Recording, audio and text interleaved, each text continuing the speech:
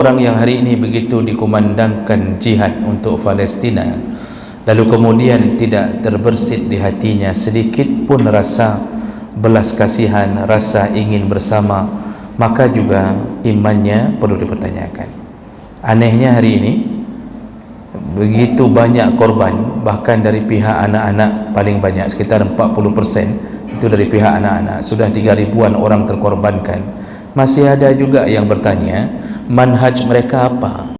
Ingin mendapatkan naungan di hari kiamat, maka berilah tenggang waktu pada orang yang kesulitan bayar hutang, au liyadha' anhu, ataupun lepaskanlah hutang itu, maafkanlah. Jadi ini janji Nabi, orang yang memaafkan hutang maka termasuk salah satu. Assalamualaikum warahmatullahi wabarakatuh. Banyak sekali pertanyaan jamaah, Ustadz kasih kami channel untuk kajian anak-anak muda. Di antara anak muda berasal dari Aceh, luar biasa, channelnya Maulizul Akbar Nak. Tonton, subscribe, like, share, komen. Assalamualaikum warahmatullahi wabarakatuh.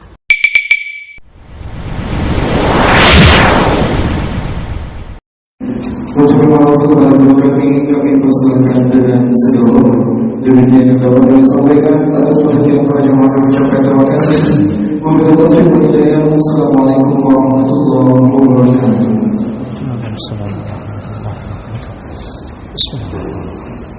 Assalamualaikum warahmatullahi wabarakatuh.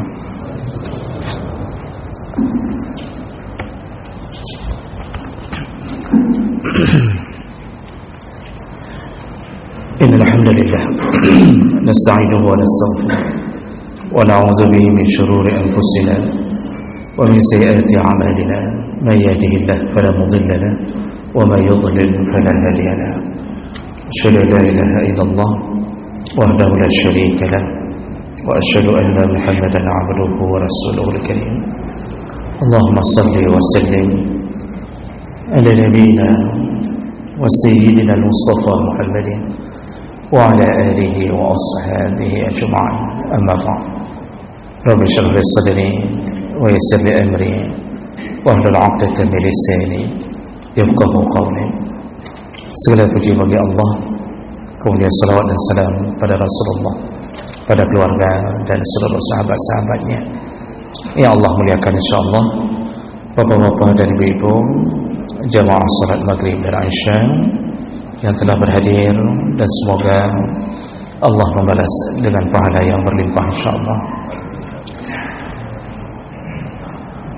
Bapak Ibu yang Allah muliakan, kita masih berada di dalam bab adab seputar hutang piutang, dan kita sedang membahas adab dari orang yang memberi hutang.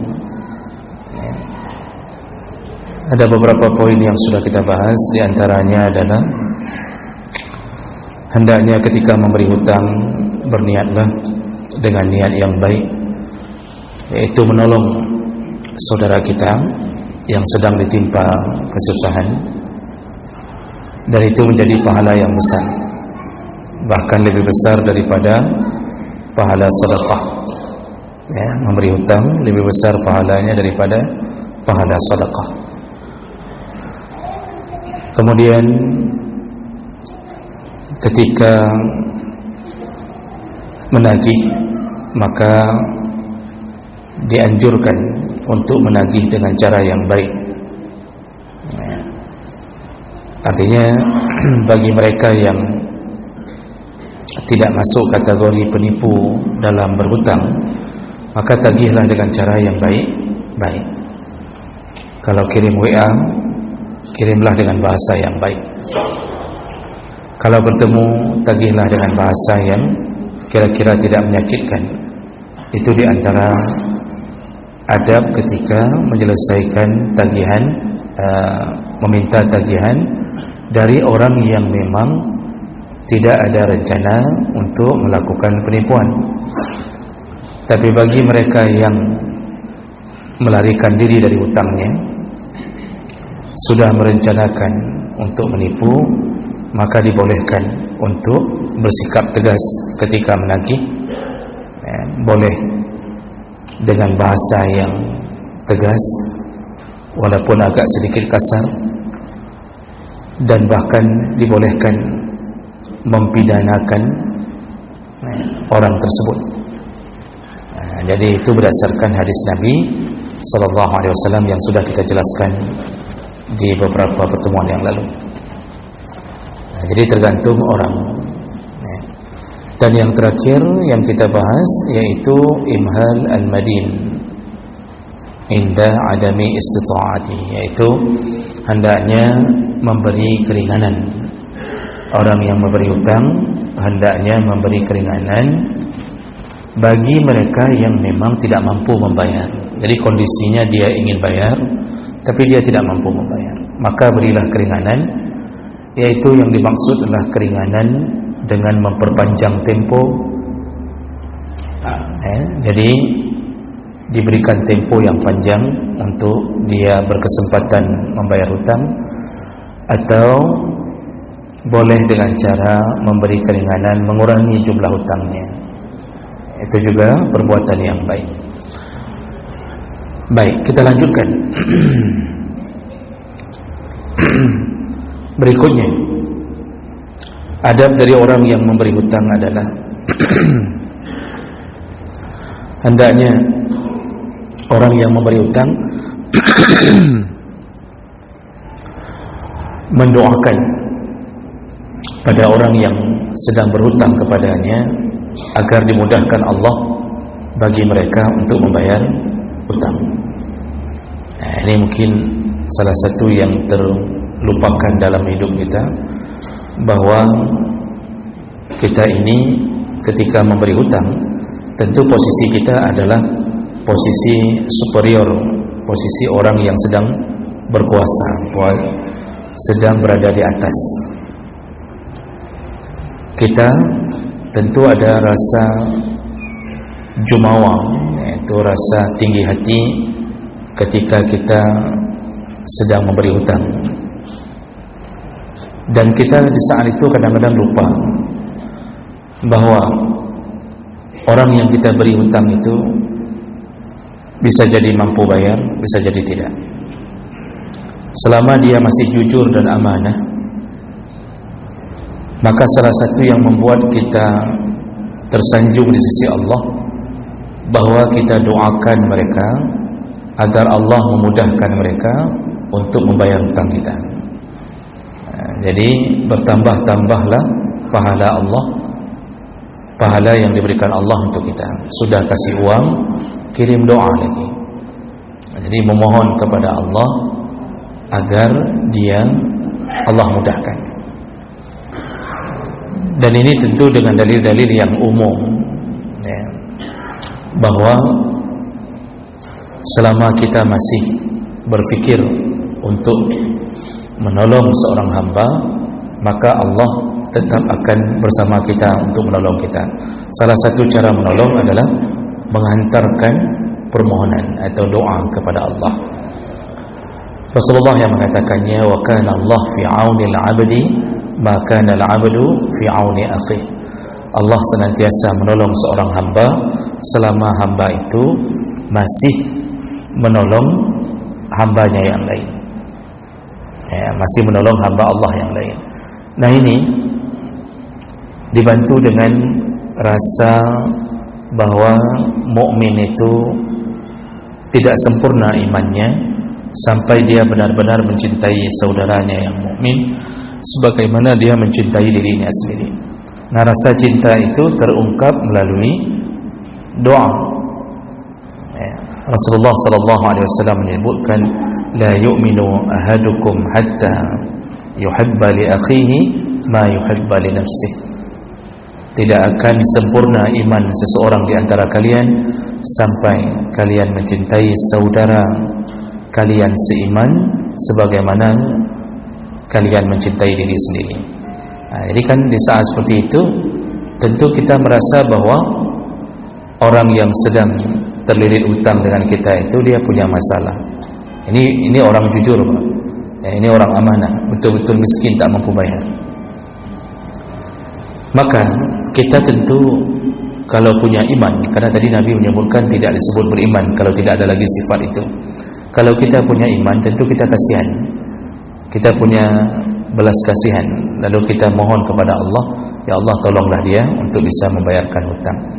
Ya tentu Allah tolong nanti dengan macam-macam cara. Apakah Allah akan buat dia punya rezeki untuk bayar hutang, atau malah Allah melunakkan hati kita untuk memberikan keringanan. Nah, itu pertolongan Allah.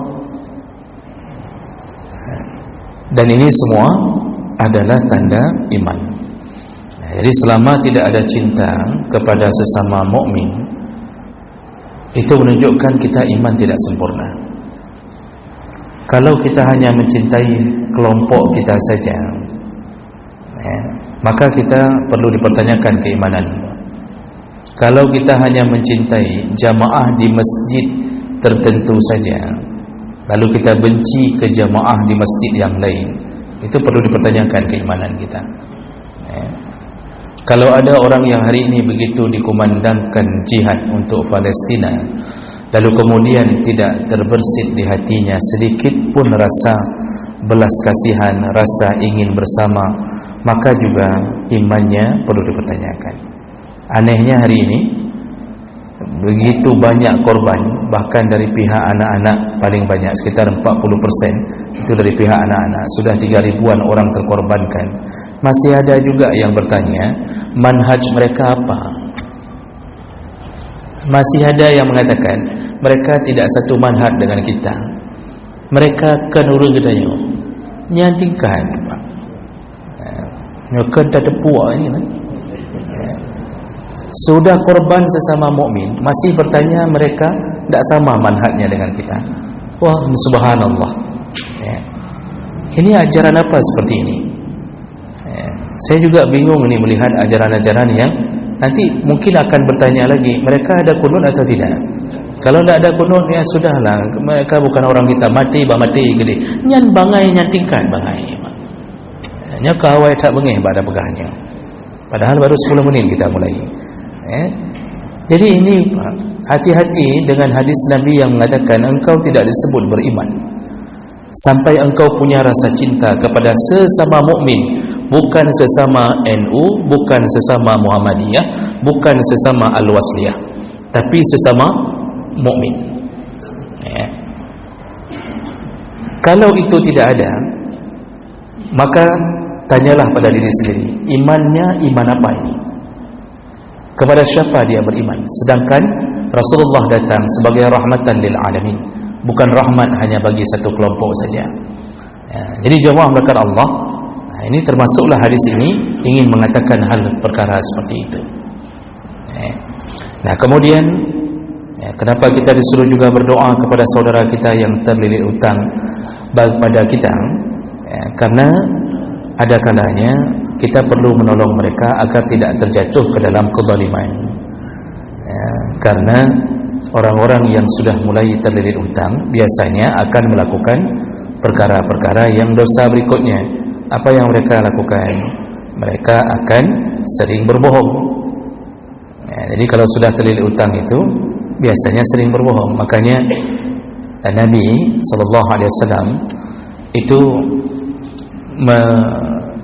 memanjatkan doa kepada Allah, Allahumma inni a'udzubika minal ma'sam wal maghram. Ya Allah, aku berlindung kepadamu dari perbuatan dosa yang bisa jatuh pada diriku, atau aku terlilit hutang. Jadi Nabi pernah doa, ya Allah lindungi aku dari perbuatan dosa dan dari terlilit hutang. Kenapa Nabi bermohon berlindung supaya tidak terlilit hutang dalam hidup ini?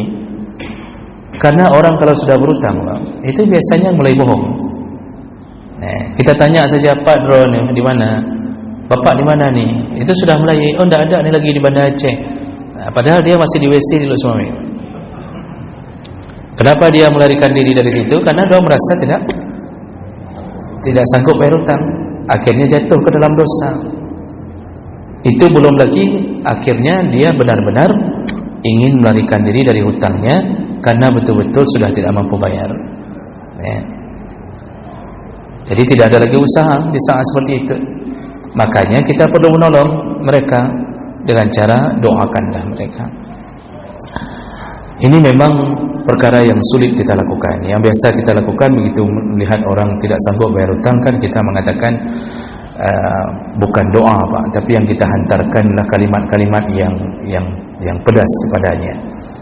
Tapi itu tidak layak kita lakukan kalau orang itu bukan penipu dan bukan orang yang jahat.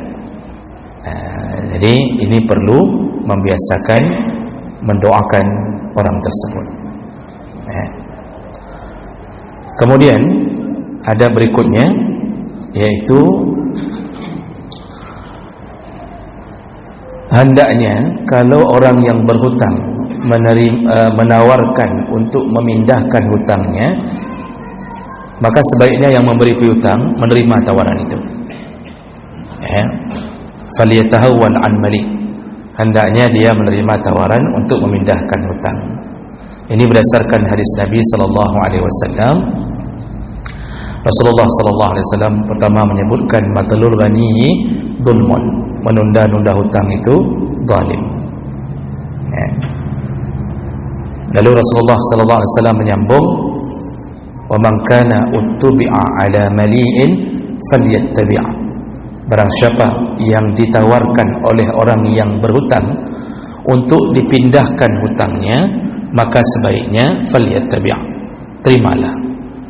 Ini maksudnya, ini hadis sahih. Rasulullah mengatakan jangan engkau tolak kalau orang yang berhutang menawarkan untuk memindahkan hutangnya kepada orang lain. Ini disebut dalam fiqih yaitu hiwalah. Disebut hiwalah. Jadi peralihan hutang, mengalihkan hutang. Contoh kasusnya, si A berhutang pada si B. Lalu kemudian si A pun ternyata dia pernah memberi hutang pada si C. Jadi si A hutangnya ke si B, ternyata si A pernah memberi hutang kepada si C.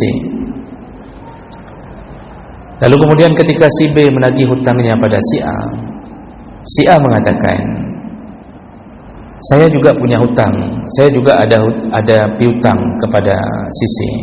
Jadi kalau boleh tagihlah ke si C saja, jangan lagi ke saya. Jadi dia alihkan hutangnya karena si C punya hutang kepada si A. Maka hutang si A bermohon jangan lagi ditagih ke sini, tapi si B nagihnya ke si C. Ini disebut dengan hiwalah. Kalau dalam praktek dunia modern itu sering kita lakukan dengan wesel. Dulu ada wesel itu kan kita ambil uang dulu, nanti nagihnya ke orang ketiga. Ini kata Nabi, falyattabi', kalau memang begitu ceritanya, terimalah. Maksud terima, jangan engkau tolak, tagihlah saja kepada orang ketiga. Namun ini diberi syarat oleh para ulama. Yang pertama, jumlah hutang itu harus sama, tidak boleh kurang. Jadi jangan sampai si A berhutang sama si B 10 juta, si C berhutang sama si A cuma 5 juta. Kata si A, nak tagih ke dia, tagihlah ke si C. Padahal hutang si C tidak sama jumlahnya dengan hutang si A. Ini tidak boleh, harus sama jumlahnya. Itu syarat pertama. Syarat yang kedua, harus semuanya ridha di atas pengalihan itu. Jadi semuanya harus ridha di atas pengalihan. Kalau satu orang saja mengatakan tidak ridha, maka tidak boleh terjadi pengalihan hutang itu. Contoh, si A setelah mengatakan baik nak tagih maklum, jangan tagih sama saya lagi, tagih saja sama si C karena si C nak hutang maklum. Si B mengatakan tidak, saya tidak ada urusan sama si C, saya hutang sama urusan sama kamu. Si B tidak mau menagih pada si B tidak mau menagih pada si C. Kenapa? Karena mungkin si B sudah tahu yang si C nya hanya kebur ulang, dia tidak bisa buat. tak bisa jadi buat, aja kebut kan gitu kan. Itu dia sisi itu tak beres. Enggak mau saya capekkan diri lagi ke sana. Urusan saya sama kamu. Itu berarti tidak rida. Berarti si B itu tidak rida kalau dialihkan, maka enggak boleh terjadi pengalihan itu. Si A tetap tanggung jawab. Nah ini yang kadang-kadang ada orang tidak menunggu rida. Dia langsung menawarkan kepada orang yang memberi hutang bahwa tagih aja ke sana, apa yang belum ini, kata lagi aja ke sana. Ini tidak dibolehkan kecuali sudah saling konfirmasi bahwa sama-sama rida di atas perbuatan itu. Baru boleh terjadinya hiwalah.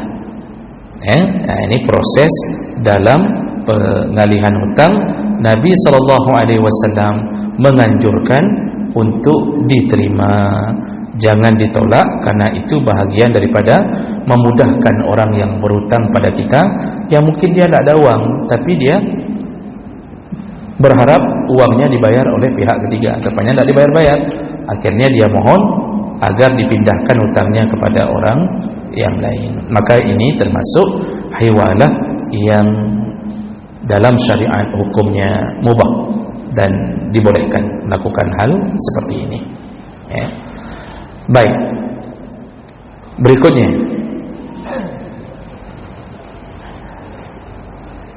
at-tajawuz anil mu'asir. Nah, ini bahagian yang terakhir dalam adab utang piutang, yaitu sebaiknya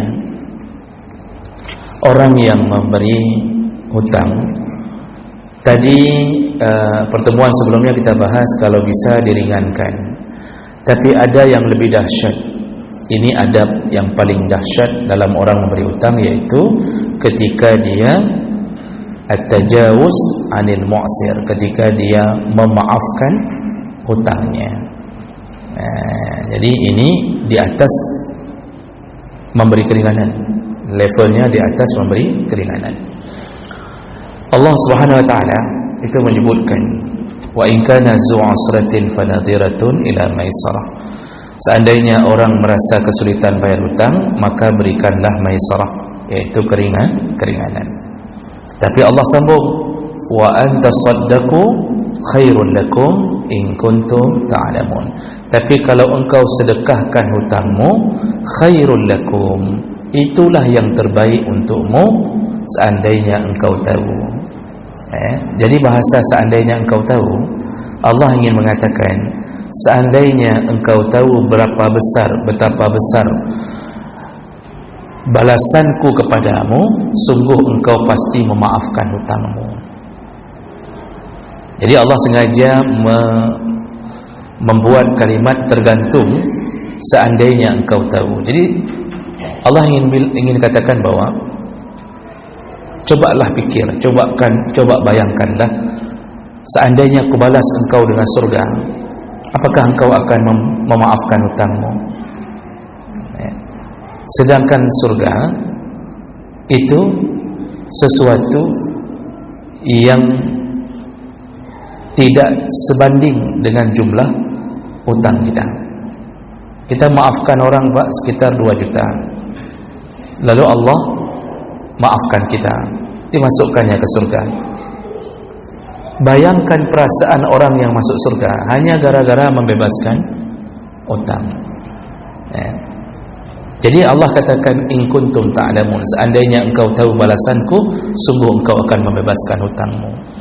Tapi ini sekali lagi, tentu ini pilihan, boleh bebaskan, boleh tidak.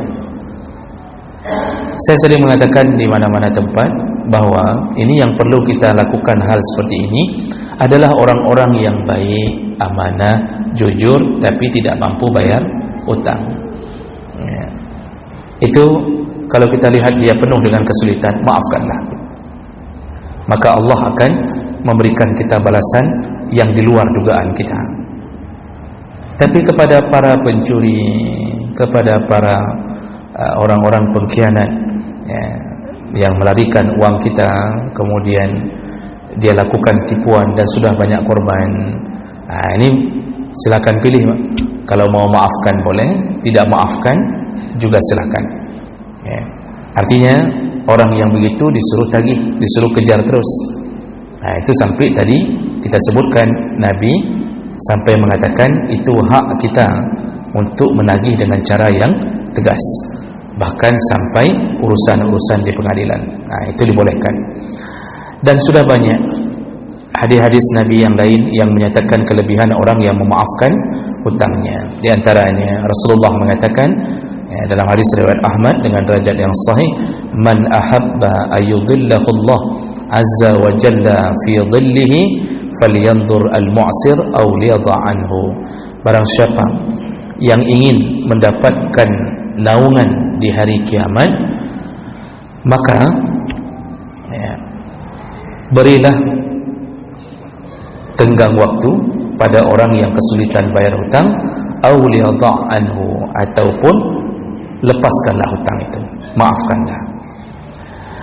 Jadi ini janji Nabi, orang yang memaafkan hutang maka termasuk salah satu yang akan diberi naungan di padang mahsyar di saat matahari diturunkan sejengkal di atas kepala. Kemudian dalam hadis yang lain Rasulullah sallallahu alaihi wasallam menyebutkan dari Abu Qatadah, man nafasa an gharimihi aw maha anhu kana fi dhillil arsy yaumal qiyamah. Barang siapa yang memberi keringanan dalam hutang atau memaafkan hutangnya, maka dia nanti di hari kiamat akan mendapatkan naungan di bawah arasy Allah Subhanahu wa taala. Ini juga disebut masuk golongan hadis yang sahih. Kemudian dari Huzaifah al-Yamani, hadis riwayat Bukhari, Rasulullah sallallahu alaihi wasallam mengatakan, talaqqatil malaikatu ruha rajulin mimman kana qablakum. Jadi Rasulullah pernah cerita bahwa malaikat itu menjumpai ruh orang yang telah dicabut nyawanya sebelum kalian. Maksud Nabi di masa lalu, di masa cerita masa-masa di zaman Bani Israel. Lalu kemudian qalu, para malaikat ini bertanya kepada ruh ini, a'amilta minal khair syai'an, kamu ada amalan yang kamu lakukan selama di dunia, amalan yang baik? Qala, lalu orang ini menjawab, ruh ini menjawab, kuntu amura fityani ayyundiru wa yatajawazu 'anil musir.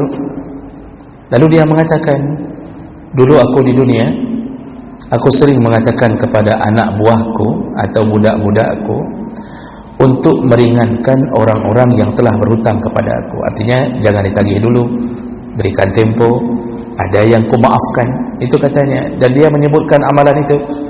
Lalu malaikat, lalu Allah berkata, wa qala Allah fatajawazu anhu, kata Allah, maafkanlah. Kalau itu amalnya, maafkanlah dia dari dosa-dosanya, karena dulu dia suka memaafkan orang-orang yang berhutang padanya lalu tidak mampu bayar. Ternyata balasannya dosa-dosanya dimaafkan Allah Subhanahu wa taala.